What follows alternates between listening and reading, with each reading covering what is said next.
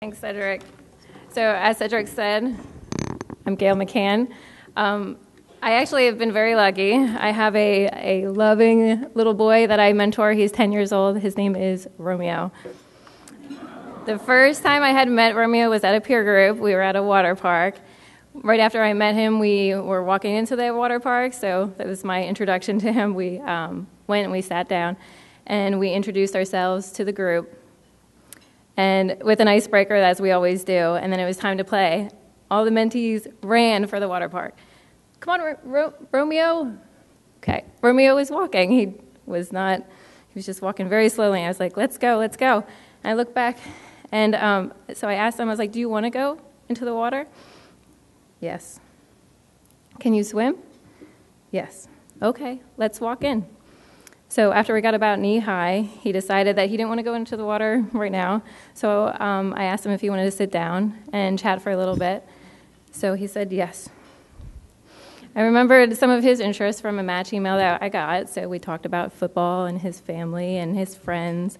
And I saw he was getting a little bit more comfortable with me. And I think even John came over and was like, hey, Romeo, let's go.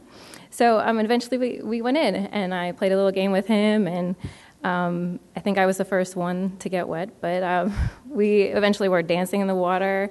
We were going down the slides. He was showing off his alligator jumping skills, and I just saw him shine that day.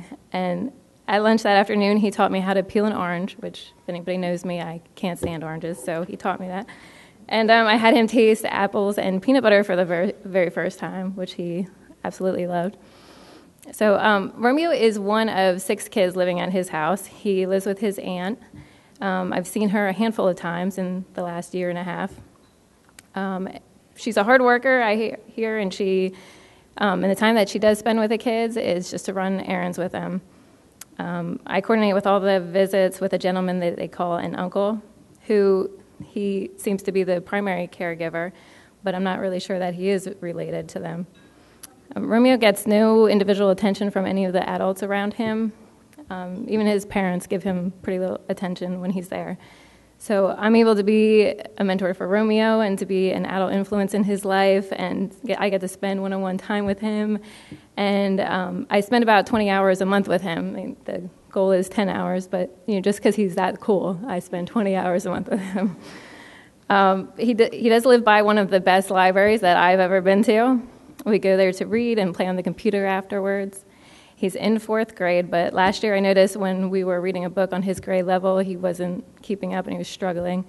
So, mentoring really is about having fun together and experiencing new activities and talking through anything that the mentees are willing to share. But I do try to incorporate any reading into our activities, even though we're not supposed to tutor too much. But so I got a box of books for Romeo at a 1st grade level when he's in 3rd grade, and he was very excited to read through them. And I've noticed him getting better and better throughout, from 3rd grade into 4th grade, and now he's ready. He's like, I want the next set, Gail. Let's do this. Another cool thing that we do at the library is that I call it the Adventures of Romeo journal. And what I do is I print out all the cool places that we've been together, the zoo and the museums and the parks and the skating rinks, him painting, every other place that we've been to. And then we put these pictures into a journal, and then we caption each one of them. So he gets some practice in writing and reading through all the places that we've been. So it's the fun thing to do with him. So I've reached out to Best Kids about a year ago, or I won't say a year ago, the beginning of last year, and I'm originally from Pennsylvania. Moved down to, I was going to say PA, but they're like, no, you have to say Pennsylvania. I was like, okay. It's like, but we're from PA. So I moved to D.C. area, Maryland, actually, 4 years ago.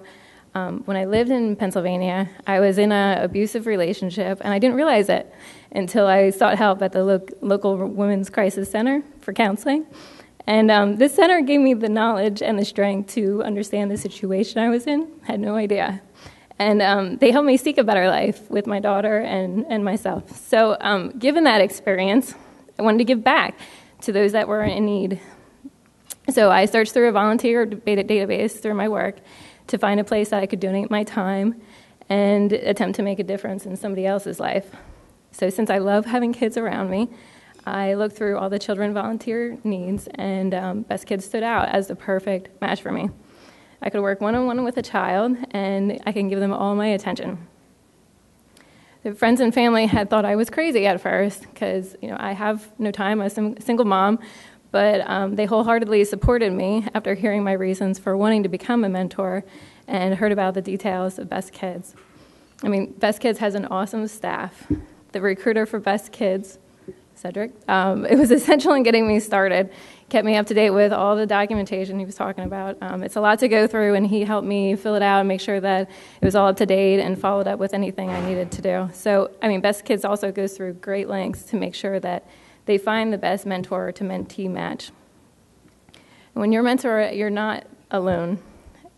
Any questions or concerns are answered promptly by a mentor coordinator. They also send out these weekly emails that tell you different activities that you guys can do together, and sometimes there's some free ones in there too. So once a month, as you've heard, we do this peer group together, and it's really where all the mentees and mentors get together, and we do a group adventure, group activity together, and it's really great for our kids to be able to socialize with other children that are in a similar situation as they are, and really just to have some fun together. So without Best Kids in these children's lives, they wouldn't have the opportunity to experience childhood to the fullest, nor would they have the potential to contribute to society as adults. In Romeo's life, there would not have been an adult that would sit down and read with him, or give him the one-on-one attention that every child deserves. Romeo has told me he wants to be a police officer when he grows up. So with Best Kids last month, Romeo got to go to a peer group event where he met a police officer. You saw it in the video, actually. He learned what it takes now to become a policeman, and now this is a reality to him that he can actually become a police officer. He knows that he can do this. So please help to keep our children's dreams alive by investing in Best Kids today. Thank you.